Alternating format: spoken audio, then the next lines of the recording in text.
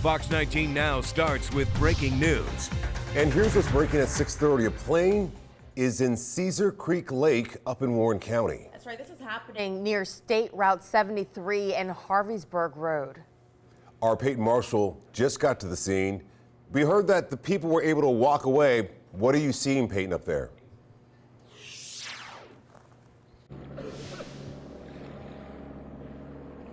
Yeah, right now we're here at the lake. You can see what is left of the plane. I just spoke with Sergeant Bird. He tells me, you know, when it happens out here, the thing is there's a lot of debris and it's a rural area. And I'm actually going to take a walk so you guys can see we're on a beach right now. Lots of sticks, lots of thorns. And the plane landed in this water at around 4 p.m. Now, Sergeant Bird tells me this could have been a very different story had the water been colder. There could have been issues with hypothermia. But both the people who were in the plane, it was 2 males, he said. Both of them were transferred to Waynesville EMS. They've already been released, so they are okay. Right now, they're still working on this investigation, coming up with some of the paperwork.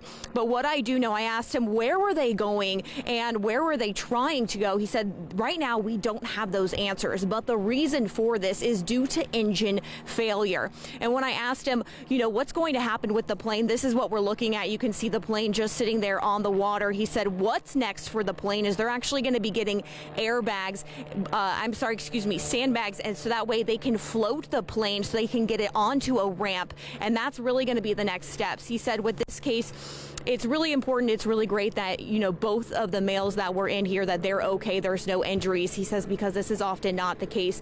When they responded, they got here in about 15 minutes, which is really fast. We just walked down here again, lots of debris, lots of thorns, lots of mud. He says, but 15 minutes could be life or death. So luckily, this really ended up okay. But I'm going to continue to update you as we learn more on this investigation. For now, though, I'm going to send it back to you in the studio.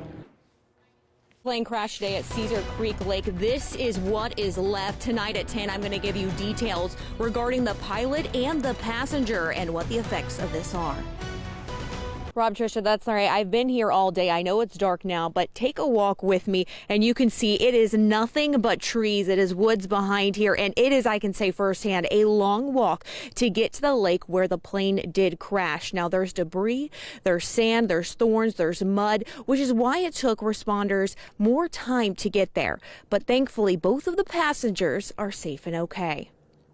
All we heard was just engine noises. Dustin Sutherland works from home, and today he was alarmed by the crash he heard. Fire trucks and everybody running down the road, which is weird because it's a dead end.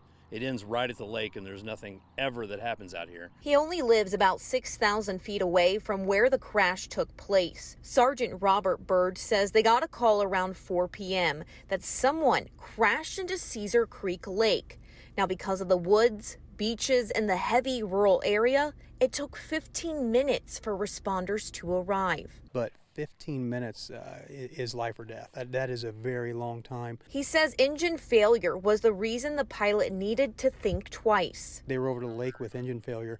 They were unable to get to a wide open area. To make the decision to put it in water means it happened without any warning. We didn't know until one of the neighbors called us and said, yeah, actually a plane crashed in the lake. Sutherland says they're used to hearing planes fly by all the time, but nothing ever like this. We never ever think about it. We always wave at them as they fly over. Sergeant Bird says he's seen many of these crashes end in fatality. The landing gear, once it caught the water, flipped the plane over and spun it around. He adds that because of the experience of the pilot, good weather, and a little bit of luck, both the pilot and the passenger were okay. They were in shock.